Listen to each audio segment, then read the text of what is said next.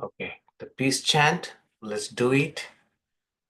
Om Bhadram Karnevi Shunuyama Devaha Bhadram Pashve Makshva Viryajatraha Sthirair Angais Tushtuvag Sastanubhihi Vyashema Devahitam Yadayuhu Swasti na Indro Vriddhashravaha Swasti nः पूषा विश्ववेदाः स्वस्ति नस्तार्क्ष्यो अरिष्टनेमिः स्वस्ति no बृहस्पतिर्दधातु ॐ शान्तिः शान्तिः शान्तिः.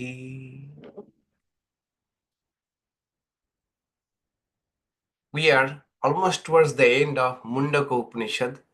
Now the Upanishad is wrapping up, and usually it's a kind of a general trend of the Upanishads. When it is time to conclude the Upanishad reiterates its main ideas, and also usually there is a discussion about how the realized people, the illumined people behave.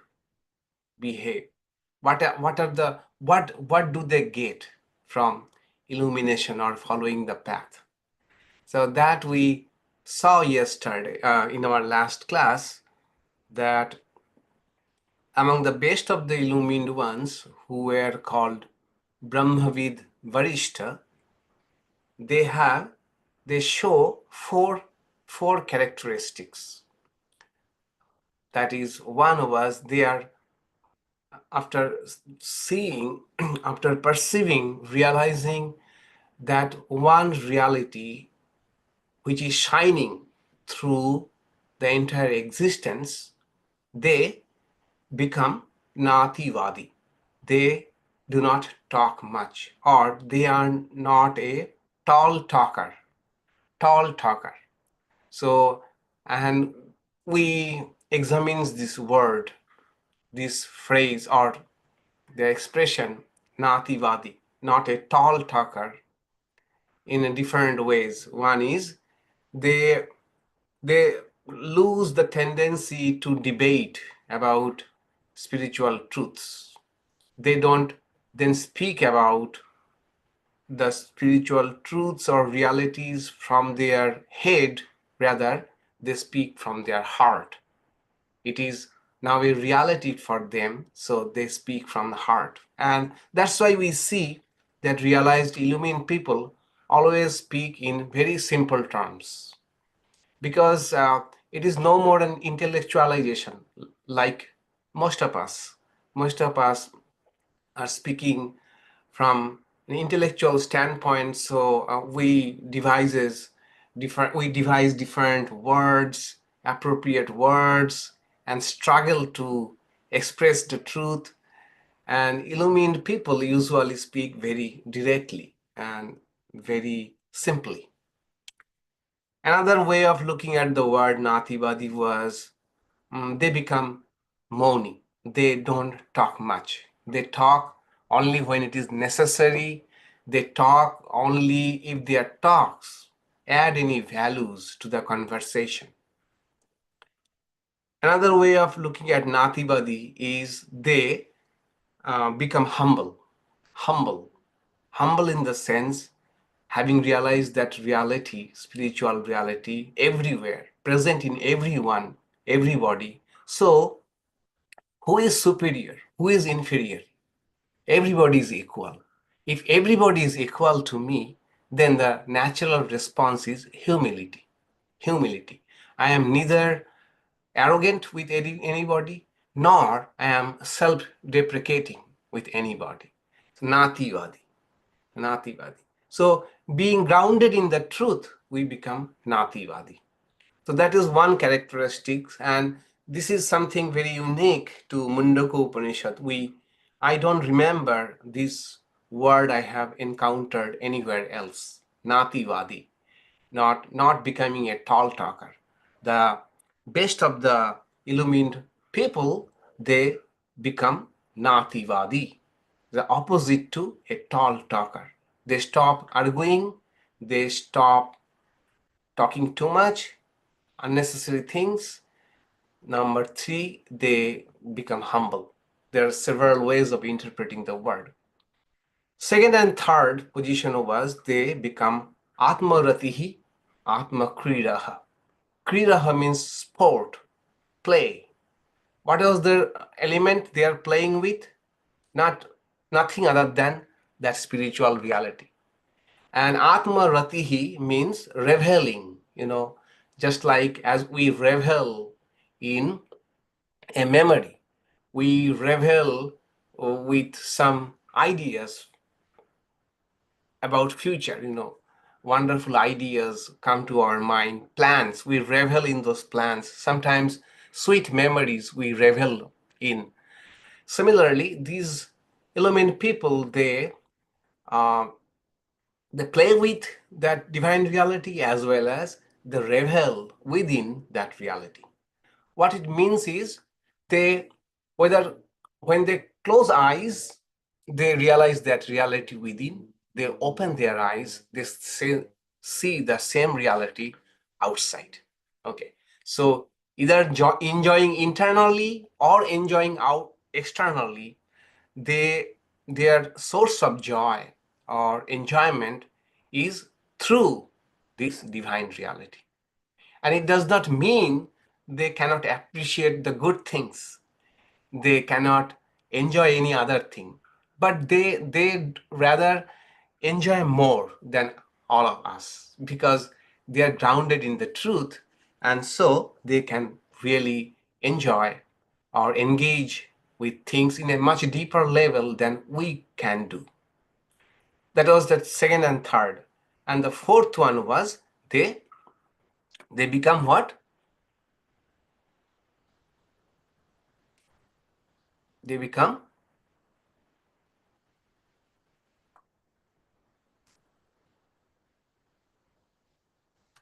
oh, sorry, I have to unmute you. Okay. Yes, go ahead. Kriyavan. Yes, Kriyavan.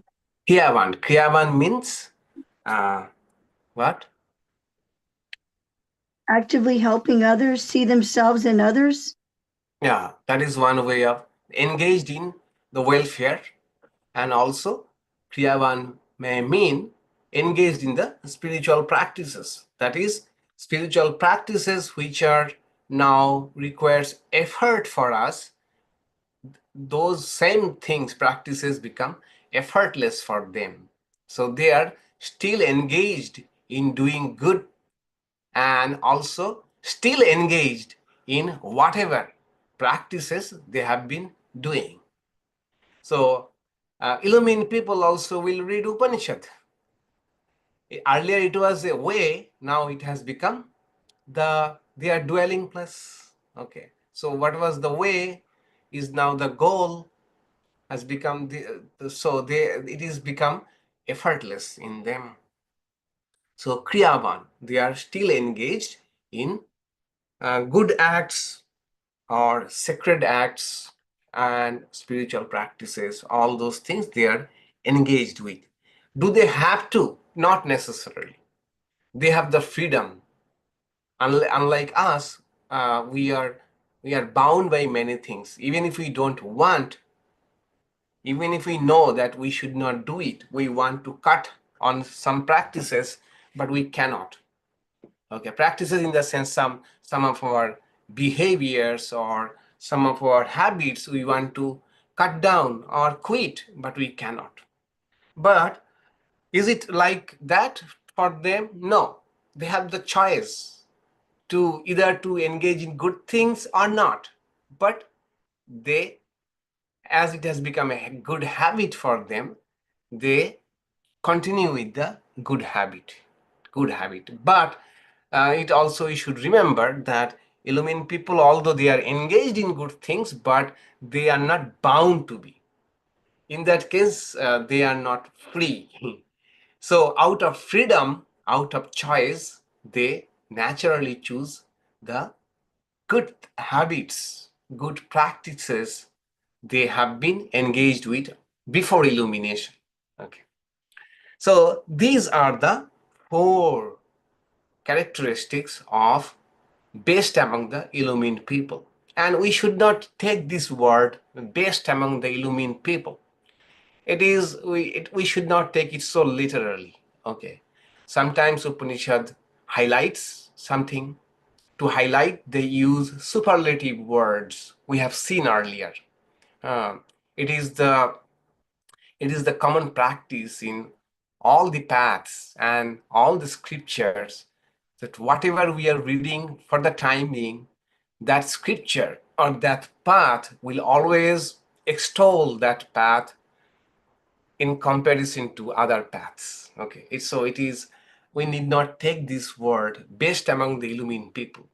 Illumined people in general will show these four characteristics, that will be humble people, they will speak from their heart, and they would not argue much about the spiritual reality because it has become real to them. Then their source of joy, when they close their eyes, they revel in the spirit, and when they opens their eyes, they experience that same spirit shining through the entire existence. And finally, uh, they are engaged in good activities. Good activities. So if these were the four characteristics of an illumined person, the next verse speaks about four practices. Okay, so Upanishad is never linear.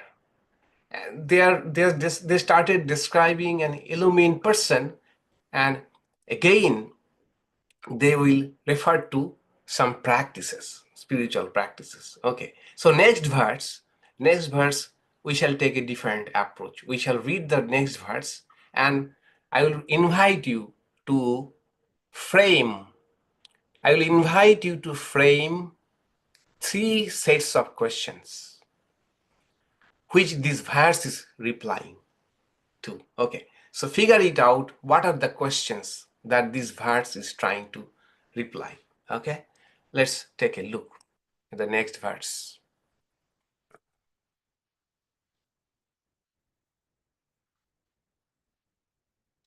satyena labhyaḥ tapasā hi eṣaḥ ātmā samyag-jñānena brahmacaryeṇa nityam antaḥśarīre jyotirmayaḥ hi śubhraḥ yam paśyanti yatayaḥ kṣīṇadoṣāḥ.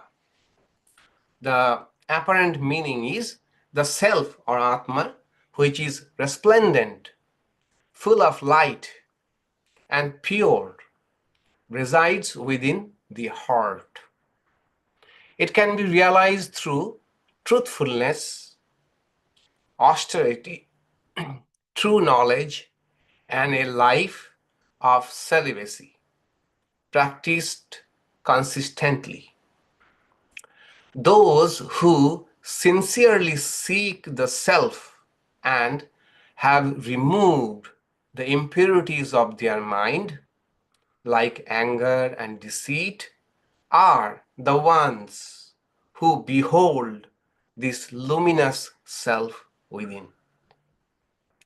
Okay, so what are the three broad questions this verse is answering? Go ahead. Go ahead and try. What is the nature of the self? Nature of the self, good. What is the path to realize the nature of the self? Right. And who is qualified? Right. Who is qualified? Right. And yes, so what is the nature of the self?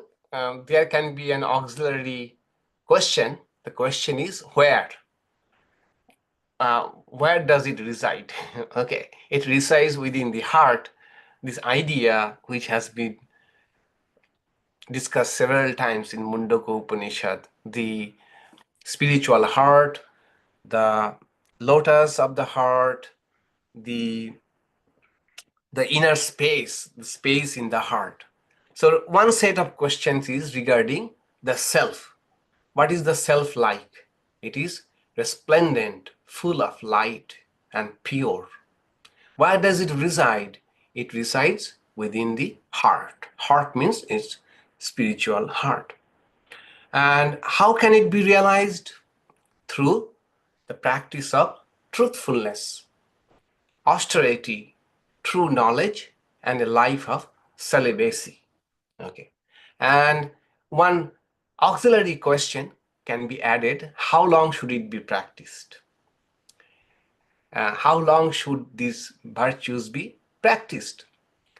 Practiced nityam, consistently. Consistently. It is not an one-time affair. It has to be practiced consistently until the goal is reached. After that, we don't have to practice. They will become our habit. They will become our habits. So then we don't have to practice. And those who practice these virtues, what happen? They are called the yatayaḥ, the committed ones, the sincere seekers. They are the eligible for this truth. And what is another um, another epithet for this sincere seeker? kṣīṇadoṣāḥ. They have erased their impurities. Their impurities are almost gone. Kṣīṇa means gone, almost negligible, hardly any impurities left. So they behold this luminous self within. So wonderful. Thank you so much for framing the questions. Now let's go deep into that. Okay.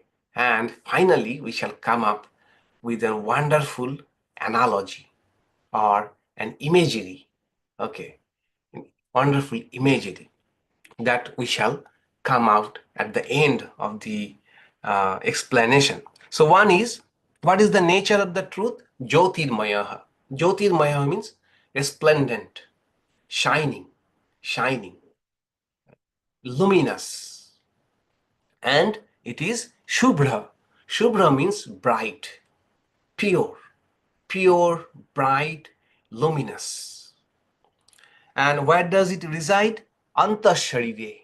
Sharir means, so in Sanskrit, Bengali, sharir means this body. Antaḥśarīre means deep within the body. Deep within the body. That is that heart, spiritual heart, which has been mentioned in several mantras. So that is the nature of the reality. It's bright and it is shining, and it is realized at the spiritual heart. So who realized the truth? Yatayaḥ. Yatayaḥ means yatanshīlaḥ. That is, yataḥ means practice or effort. Okay, effort. Those who try, those who are sincerely trying, they are called yatayaḥ, yatanshīlaḥ. That is, another way of putting it is those who are committed, to the path. Okay, yatayaḥ, they have been trying, they have been struggling, they have been seeking, sincerely seeking. They are called yatayaḥ. If you read Shankaracharya's commentary, he would immediately say sannyasinaḥ, the monks. Okay, that is Shankaracharya's bias for the monks. He was a monk. So why is it so? Because yatayaḥ means those who are committed to the path. Okay, so by extension, a monk is supposed to committed to this spiritual life alone. Okay, that is their only goal. So they are the committed. They should be the committed people. Okay, it is their occupation.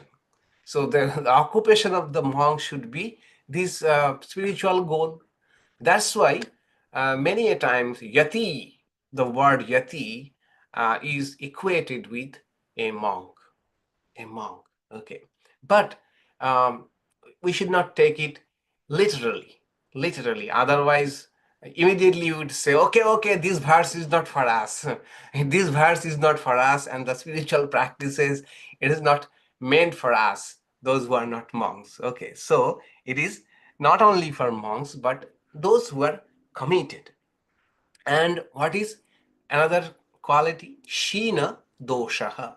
Those who have, free from impurities. That is raga and desha. Too much of liking and too much of dislike.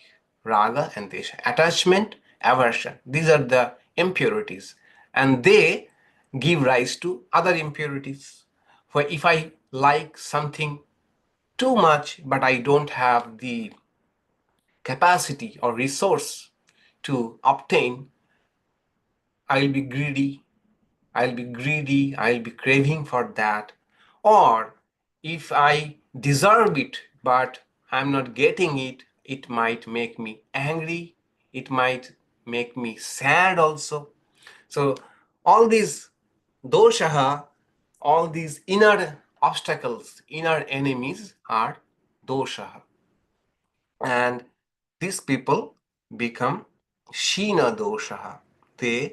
They transcend, they overcome, quieten their all these impurities. That is the answer to the second question. Who attain? First question was, what is the nature of the self? Where is it realized? Second question, who realizes this self, which is shining and bright in their heart, spiritual heart? Those who are committed to the path.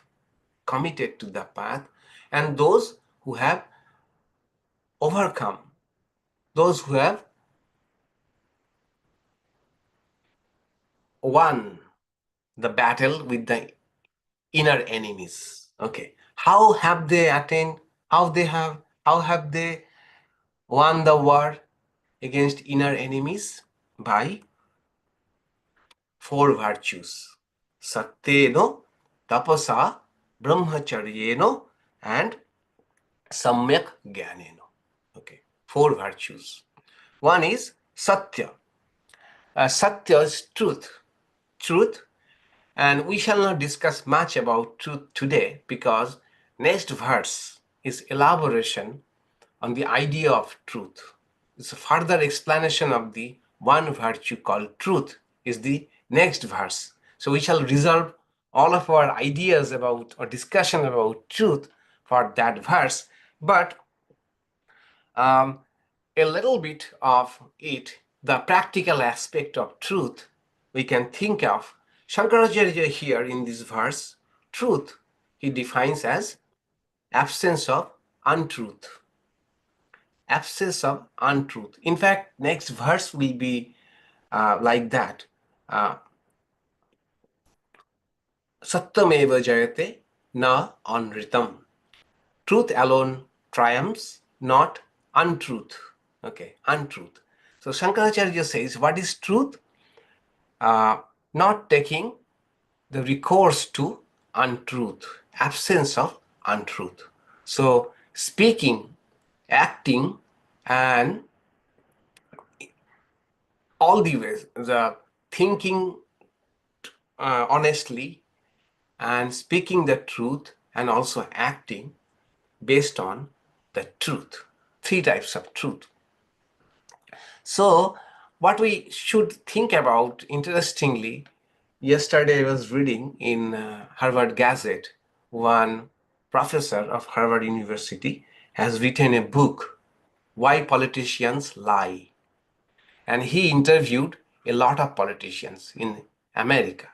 And he asked the same question to all the politicians that why do you lie?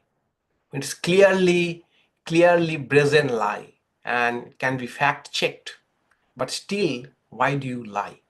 And the simple answer, all of them, what they gave, and the simple idea is this, that we lie. Before lying, we do a mental cost benefit analysis. Okay, that by telling the truth, I will be gainer, I will gain ultimately, and what I will lose. If the gain is more than what we are going to lose, then we have a tendency to tell lies. So that is the idea from the politicians, and it is true for all of us. Okay, all of us, we speak, we lie when we see there is a chance of gaining something. So how do we practice truth? For that, I would say that there are two types of lies. One is unavoidable lies. Okay, these are high stake situation when we might have to tell lie to save our life, someone else's life. Okay, that is high stake situations. Or there may be a damaging repercussion if we tell the lie. But many lies which we speak are avoidable lies. Avoidable lies. And these we speak mostly for a few reasons. One is to prove our superiority, to show others what we are not. Then also we tell lie and exaggerate things to show that how important they are. And sometimes we lie to hide our weakness or vulnerabilities. Okay. So we can work on this aspect, that the lies what we are speaking, how many of them are avoidable and how many of them are unavoidable. Okay. So, and among the avoidable lies, can we do something about them? That can we become more honest and open, or can we be more authentic about ourselves? That yes, I do have vulnerabilities, but that is authenticity, that I have weakness, and of course it does not mean I have to speak or tell my weakness to one and everybody. But when it is required, in an honest conversation, what happens if we are hiding our vulnerabilities, weakness, real relationship never forms. Okay. Actually, real friendship or relationship stems from sharing of vulnerabilities. Many of us have heard the psychological principle. I am okay, you are okay. I am okay and you are okay. So that is always I am trying to show I have no problem. The other person also is trying to show I also have no problem. But inside, there may be so many problems we are dealing with.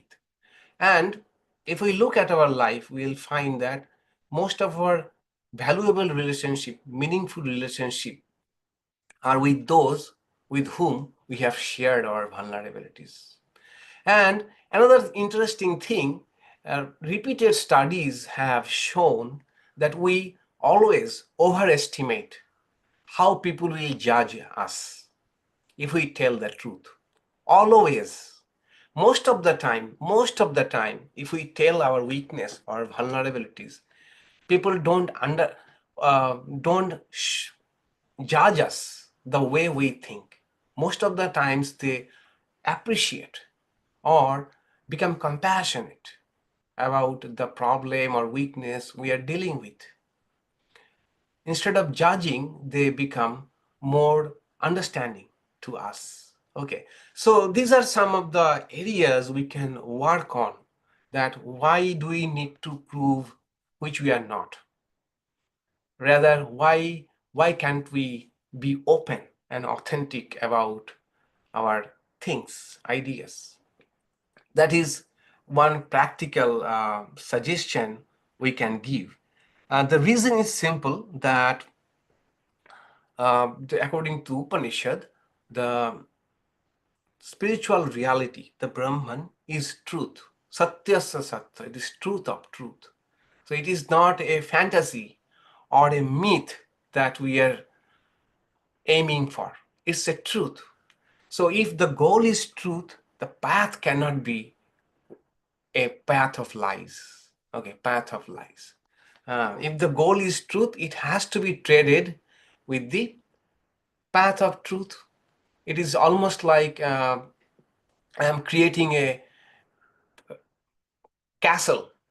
So each truth, each brick of the castle should be a truthful brick. Otherwise, the foundation will be shaky. The castle might look wonderful from outside, but it may be shaky.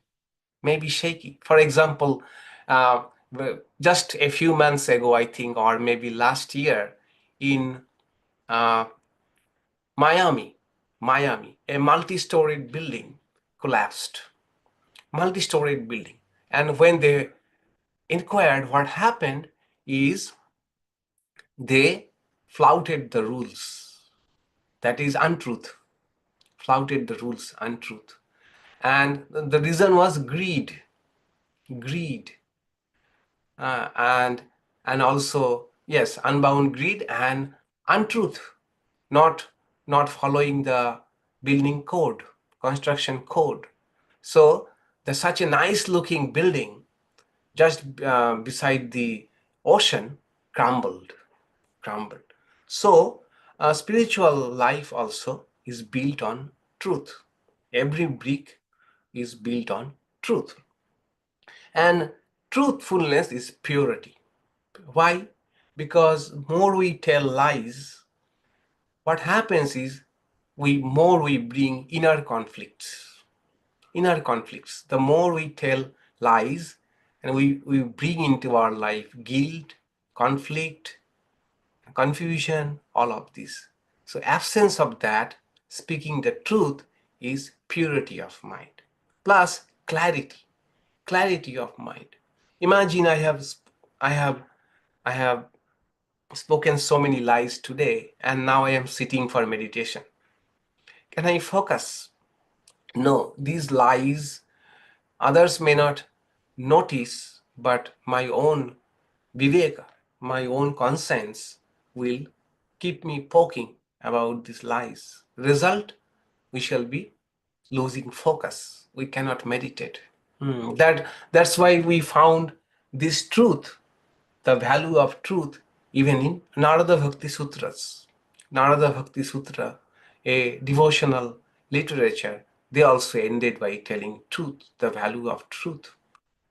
And also in Kena Upanishad. Kena Upanishad also we came across the idea, truth. Brahman is truth. So be truthful.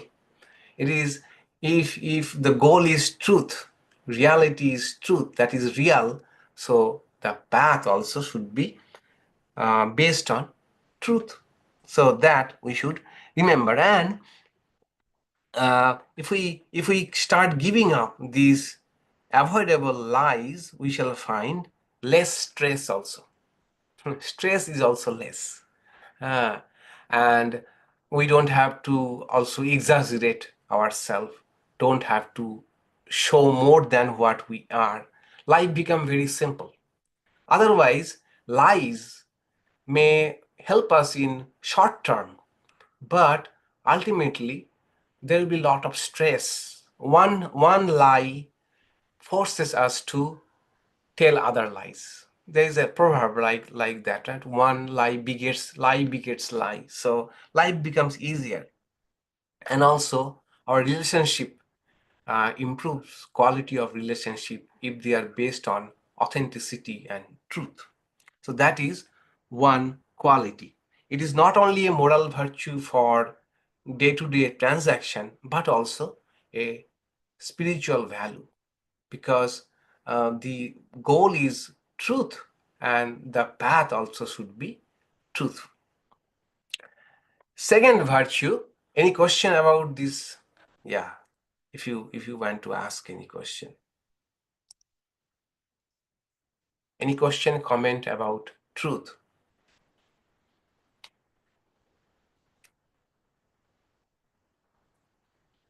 So, Maharaj, so we see in this recent elections, there are all kinds of lies, but still, yeah, that's why we should not. That's why we should not lie. Yeah. So what they are, other politicians are doing, let them do. Okay. Spiritual aspirant, we should not take that as an excuse. What is happening in the world right now? Okay. Second quality is tapas. Tapas. Tapas literally mean austerity. Austerity. Doing some penance or difficult things which is not comfortable. So traditionally, tapas has been equated with these physical austerities. Because it is easier to do. But what in spiritual life is the most difficult thing to do?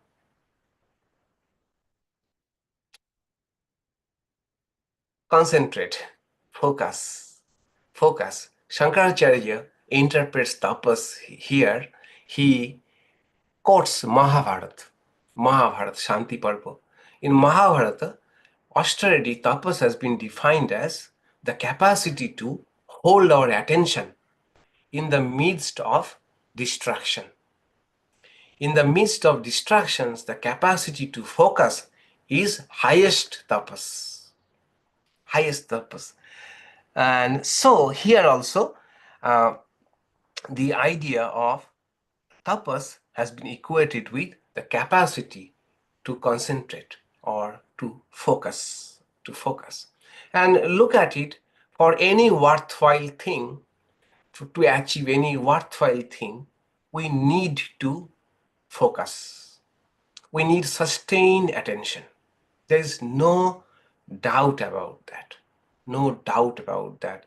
And that is why many educationalists and child psychologists are pointing to the fact that alarming situation that the younger generations have such a short attention span.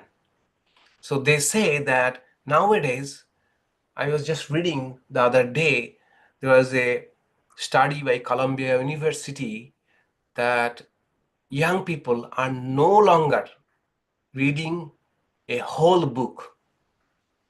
They are only reading the summary of the book. Hardly. Thousands of students in the Ivy League college, they have been interviewed and they say that hardly anyone has read any complete book. Can you imagine that? So what is happening is the side effects on all of this, the bad effects is all of this is, earlier, most of the people used to read book to discover their philosophy of life, their identity, because teenage is the time when the biggest problem is finding our identity. And we try to find our identity through seeking ideals to follow, different perspective of life. And that's why people, teenagers and young adults used to read. And reading a book is an engagement, and we have to hold many facts, many memories we have to hold many memories about the book, unless we cannot finish the book. So all these capacities are being lost because of short attention span. So, and for a spiritual seeker, it is very important to have the capacity to focus. Why? For example, to study the Upanishad itself, we need great concentration, attention. We cannot read Upanishad or understand Upanishad with a short attention span.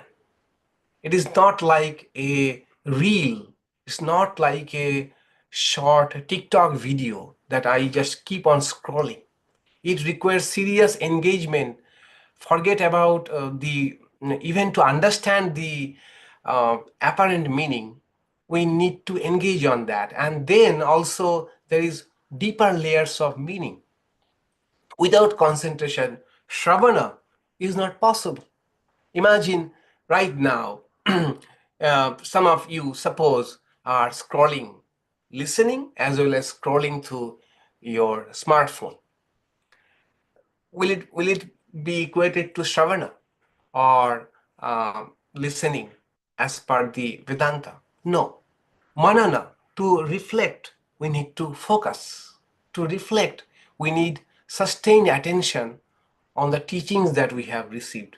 And finally, nididhyasana means meditation per se, living with the idea, living with the thought, and with deep concentration.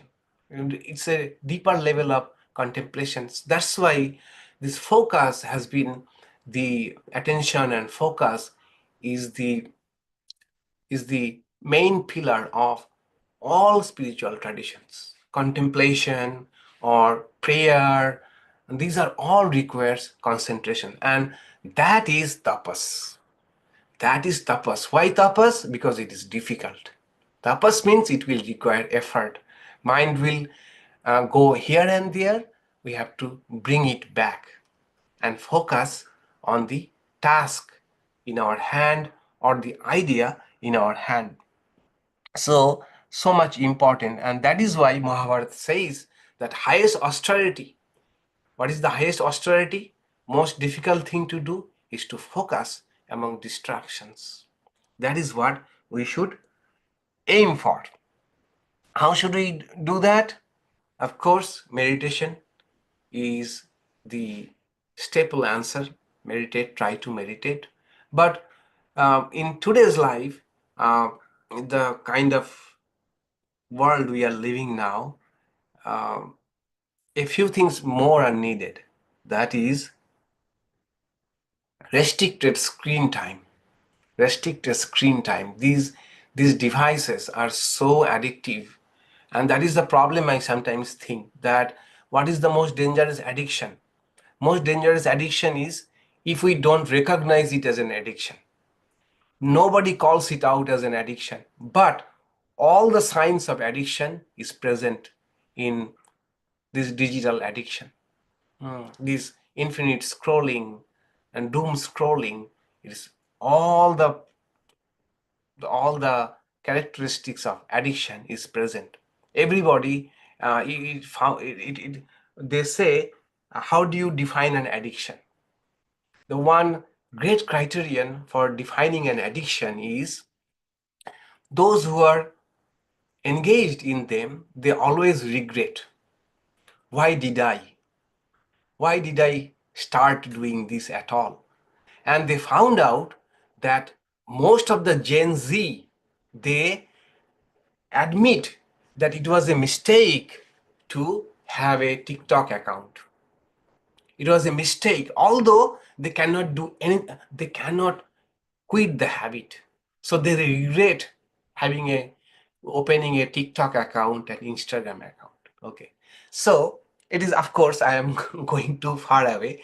So the point for us is practically that for us, attention span has become so less that we cannot quit all of these altogether. What we do is we can restrict that these are the times when I don't want any distractions from our smartphone or internet or all of this. I also struggle. It is not that I don't struggle. So what I do is I have something called Pomodoro. You know Pomodoro? So, oh, it's old. I have been practicing it for decades. So what I do is up to 55 minutes you can set an alarm, and As you set the alarm, it keeps on clicking. Tick, tick, tick, tick, tick, tick, tick, tick. Can you hear it? It's the sound. And it is like keeping a clock, but with time and sound. So whenever I need to study, I first of all silent my phone and then start my Pomodoro. Okay, that next 40 minutes or 30 minutes, whatever, I will study only this book, nothing else. And here is a reminder going on, tick, tick, tick, tick, tick, tick, tick, tick, that my time is getting up. So there's no chance of or taking some break from it. Okay, so at the same time, we cannot hold our attention for long. It does not help us. Okay, 30 minutes at a time on a subject is enough. Then we should take some short break and again come back. And of course, meditation. So these three things for us, sustain attention and uh, uh, cutting down on our screen time and trying to focus, and also meditation, that is tapas. That is the second quality of tapas. Third one is brahmacharya. Brahmacharya has been translated as celibacy. Why? Literally, brahmacharya means walking in the path of Brahman or dwelling on Brahman. Okay, dwelling on Brahman. That is the etymological meaning of brahmacharya. Brahma is the spirituality. Charya means living. Living in Brahman, walking in the path of Brahman, dwelling on Brahman. It got equated with celibacy. How? Because in that Vedic period, the student life was meant to be exclusively dedicated for the study of Vedas and other spiritual literature. Okay, so a student is a brahmachari. They are constantly dwelling on Brahman or hearing, talking, reading, learning from the Guru in their Gurukul ashrama only about Brahman or spiritual reality. And that is also the period of time when they are not engaged into this physical interaction or lust or whatever which is comes after passing the student life, right? So brahmachari was equated with celibate. They are still celibate, yet to enter into householder's life. And so a student became brahmachari, became equated with celibacy. And so brahmacharya became celibacy. But really brahmacharya means, what it means, a life of discipline. Life against a life of indulgence. Okay, because by nature our senses are given to enjoyment. We like to enjoy and indulge in all types of things that is available for enjoyment. And what is brahmacharya? Brahmacharya is disciplining. No, not more than this. Not more than this. This is enough for me. That is brahmacharya. So free from indulgence and a disciplined life. That is the third quality. Fourth is samyag-jñānena. True knowledge. Interestingly, it is samyak. Buddha also speaks about samyag-jñānena. So, Mrs. Karman, what is the Pali word for true knowledge? Oh, Swami, I don't know. Okay, I samyak probably drishti. do know. Samyak What is drishti. it? Say it again. Samyak drishti in Sanskrit. Okay. Yeah. I don't And know the Pali. Pali is samya ditti. Oh, Ditti. I know Ditti. Yeah, ditti. Yeah, So I do know. Yeah. what Buddha said by samyak drishti or right knowledge is internalizing internalizing the truth of the Four Noble Truths. Four Noble Truths, not only learning, but internalizing. It has become a conviction, a lived philosophy, worldview for me. That is called samyag-jñānena. That is, in other words, one who is convinced about the spiritual path. They are not vacillating. They are not ambivalent about it. They are very much into it. They have internalized the philosophy. It is their worldview now. That is samyag-jñānena.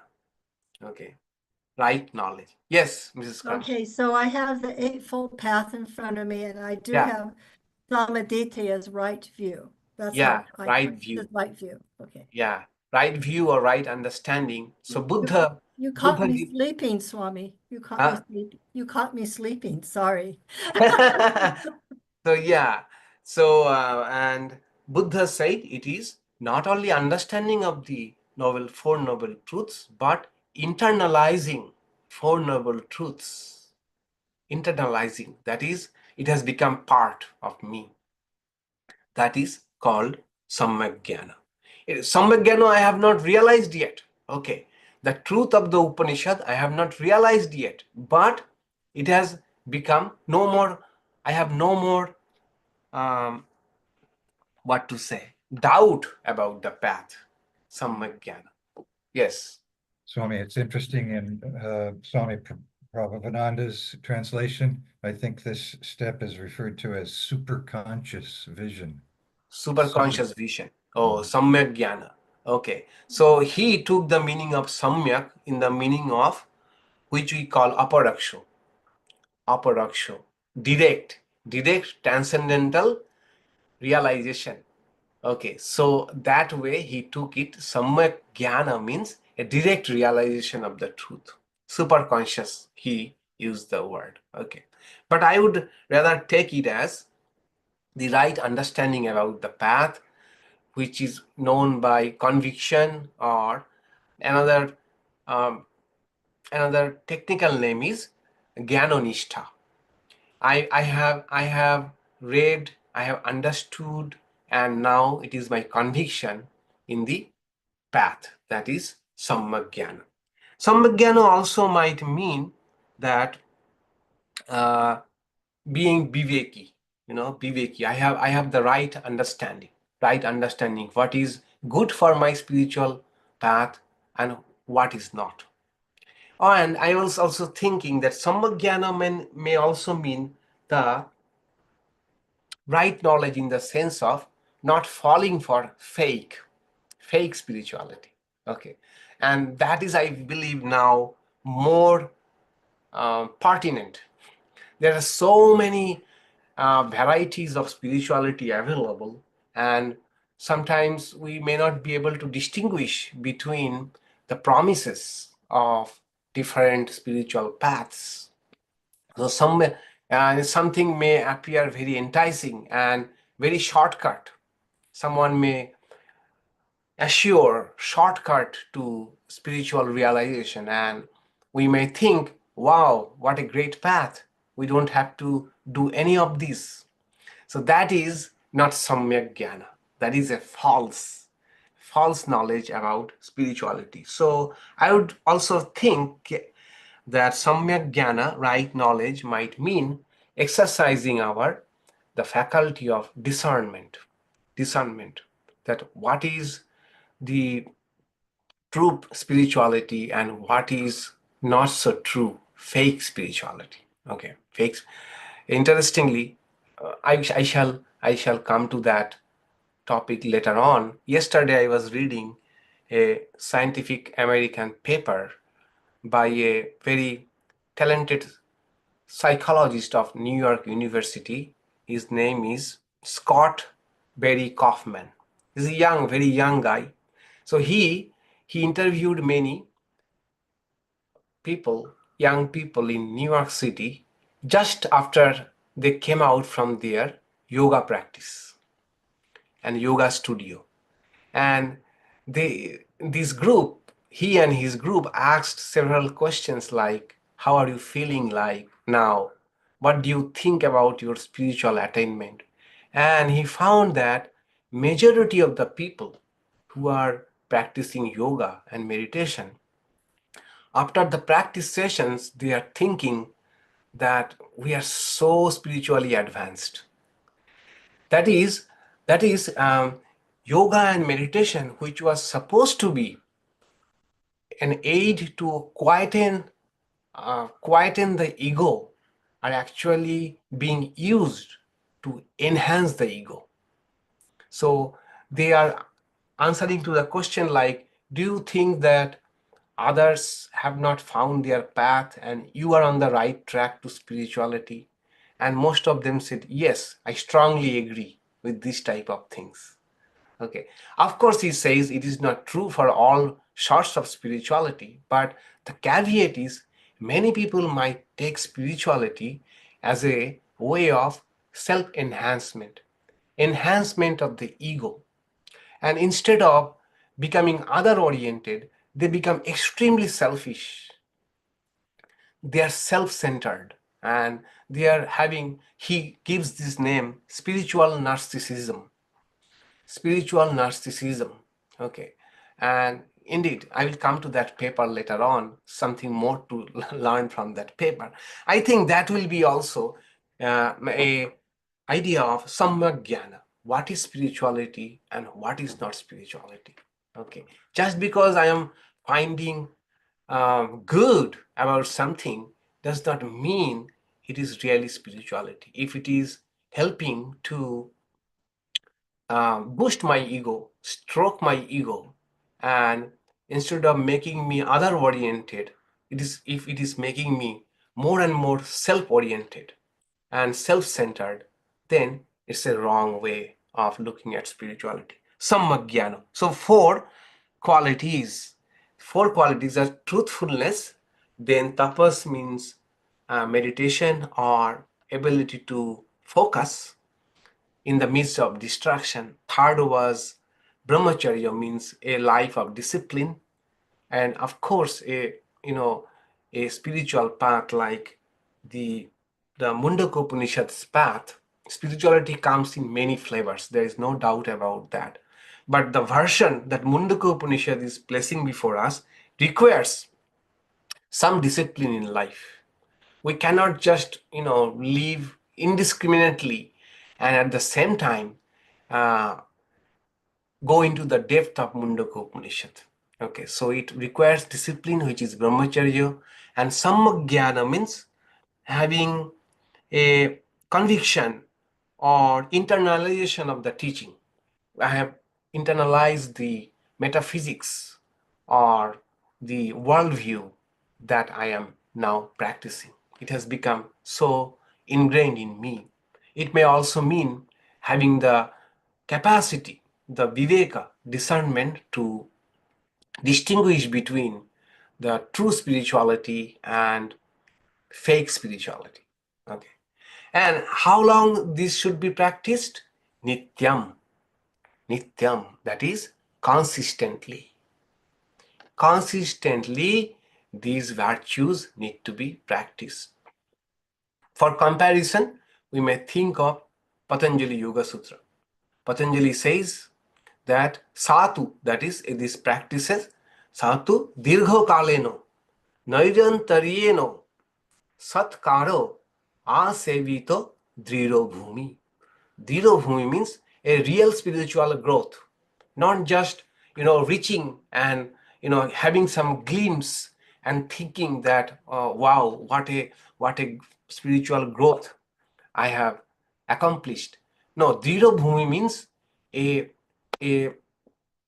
firm base. Okay, so if we think about the spiritual journey as going step by step, so a drira bhumi, that is a firm step, a firm base.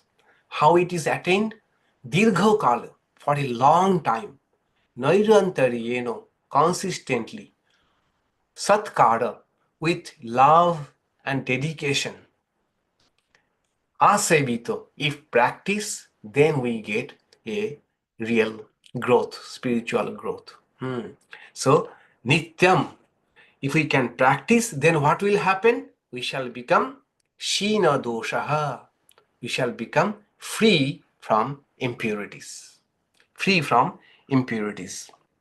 So that means, bottom line is, we have to be patient. We have to be patient. We have been, this journey, the growth is slow.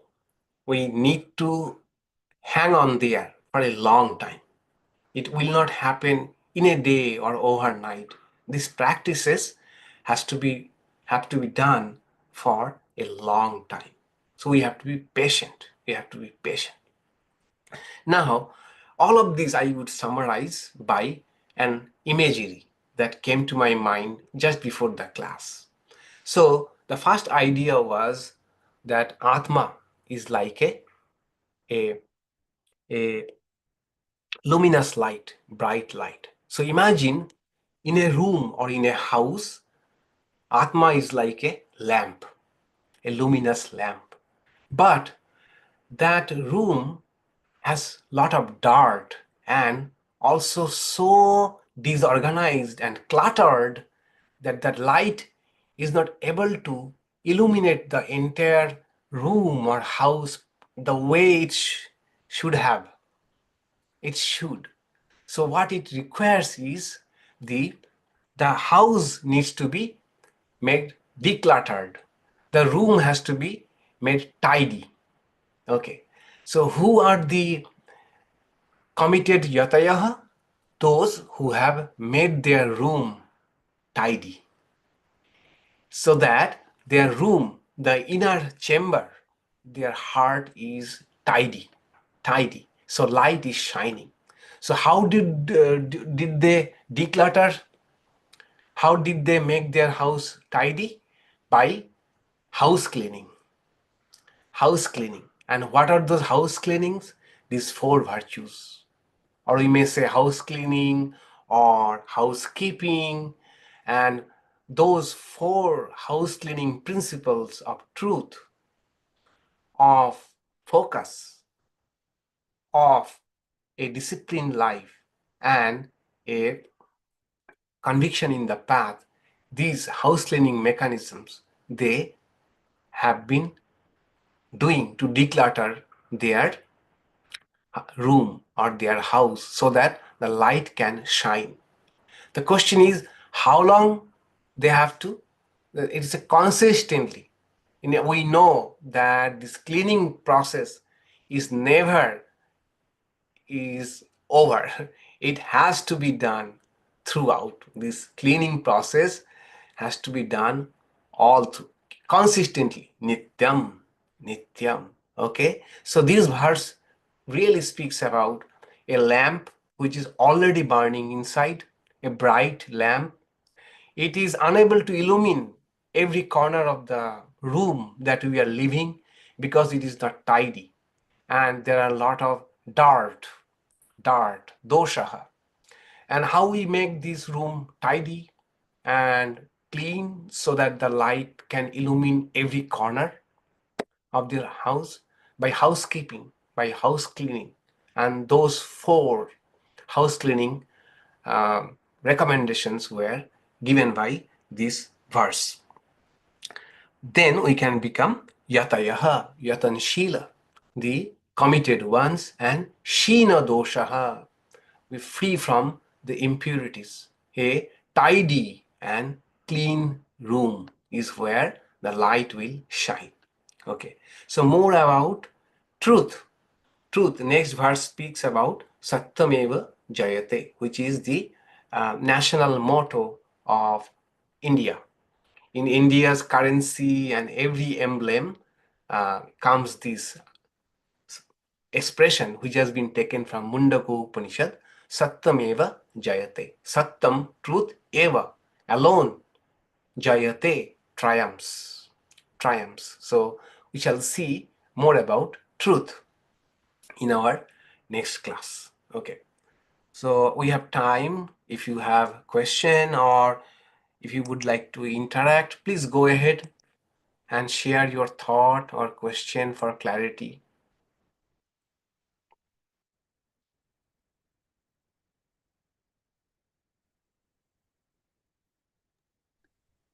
I just wanted to say, Swami, I appreciate your bringing up the current challenges of technology. It's really a pressing problem, I think, in our time. Yes. Yeah. Thank you for Exactly. bringing that up. I found the do not disturb is very helpful. I did it one time because I was going inside, the sanctuary, and I found it very helpful just during the day to keep Yeah. it quiet because everything goes being a sound for email, a sound for this. So it Yeah. helps to keep it quiet. Yeah.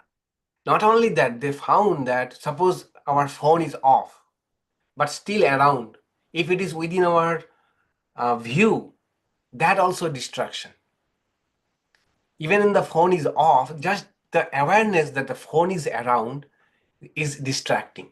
So they say that one method is to make a home for each phone and keep the phone at their home most of the time. Keep the charger in that place. For each phone, there should be one dedicated charger, and that charger should not be moved from place to place. And that charger is the home for the device. The device should stay most of the time it's at its home. Okay, so that it does not distract us. There's so many ideas they are coming up with. It should not be so ubiquitous. That is the idea. Mhm. Yes, Betty.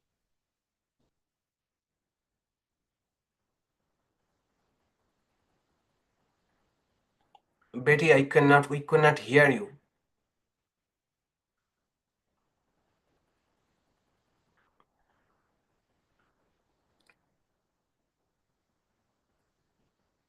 All right. It It's appears frozen. frozen. Yeah, she got frozen. All right. So, any further question or clarification or any idea? Yes, Mrs. Carmen. Well, since I have the Eightfold Path in front of me, Yeah. you're really making me think of something called Sama Sankappa, which is Yeah. right intention. And I really was feeling this tonight, that's part of what was important about the progress is having the right intention, the Right right intention. view, and the Yeah. right intention to keep going. Yeah. And Satipatthana, they use a word called virya, which is energy. Mm. So having that energy to keep going, that's Yeah. spiritual energy. So Yeah. that's my little Buddhism share for the night. Okay. Yeah, exactly. Yeah. So yeah, thank you. That Patanjali Yoga Sutra that I quoted, there is a word satkaro. Satkaro asebito. That satkaro is also means that keep on doing the practices satkaro with right intention or with vigor, and with all enthusiasm. So if we don't love the practice, the enthusiasm will be gone. Okay, so I love universality of these four practices can apply to any faith, denomination, or path. Yeah, exactly. Yeah.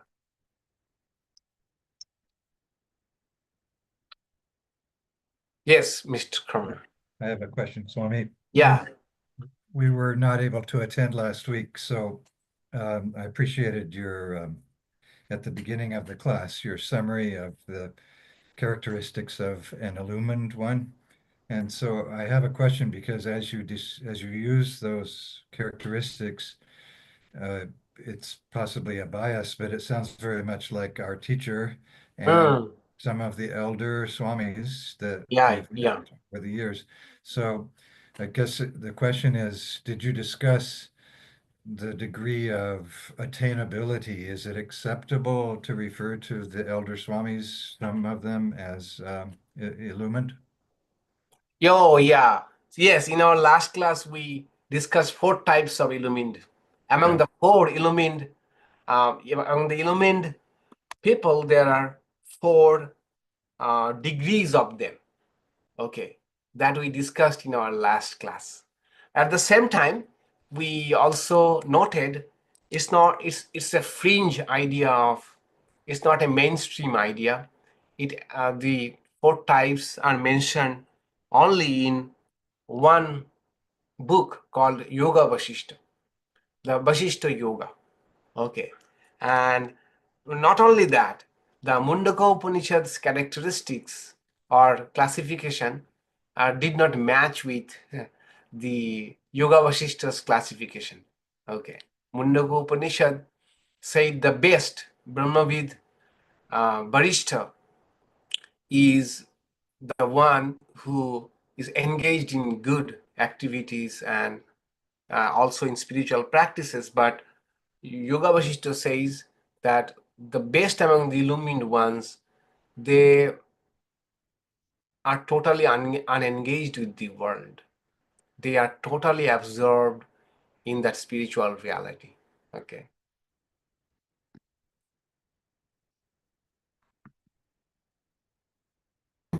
Maharaj, Yes. samyag-jñānena, I think it has different shades of meaning. Huh? I'm reading Swami Lokeshwarananda's commentary on Mundaka, and he says, by meditating on the true nature of the self, samyag-jñānena. Yeah. Yeah. Yeah. So see, there are so many varieties of interpretation, right? So, for example, Prabhupada, as we heard, is super conscious experience, and samyag-jnana, he said, meditation on the highest reality, right? Yeah. So the problem, because the word samyak can mean so many things. Okay. I followed the samyak definition of Buddha. Buddha says this eightfold path, Ashtanga Marga. He uses the word samyak in every practice. Samyak, dhriti, samyak, samyak samadhi, samyak jhana, all of this samyak, that is proper, appropriate. Okay, appropriate jnana or right type of knowledge. So I took it in that way, samyak jnana. So Swami, one of the paths makes me think of tonight. It's samyag-jñānena, right livelihood. Oh, And samyak the ajiva. training I've been getting is that means how you live every part of your life. Right. Well, I think that also helps. Yeah, It's yeah, for me with what you've been saying about the moral life, and it connects to brahmacharya. It really does. yeah, Yeah. yeah. And if I remember correctly, Buddha also says that, livelihood. Samyak ajiva also means right type of livelihood. Yeah. That is Yeah. not approving. He did not approve of a life of thief, Right. life those who steal. That is not a right type of and profession. Oh, of course, he also meant kind of occupation or Yeah. profession. But there are some professions which is not aligned to Yeah. Buddha's path. Yeah, that is samyag-jñānena. Samyag-jñānena, yeah. Samyag-jñānena, Yeah. Nepali. Yeah. All right. So we shall start with truth again in our next class, and also probably take another mantra. Okay. And have a nice weekend. And this Sunday we have a guest speaker from Vedanto San Francisco, an American Swami Vedananda ji. And so he is coming. But this Sunday is also the California International Marathon. So Fair Oaks Boulevard will remain closed.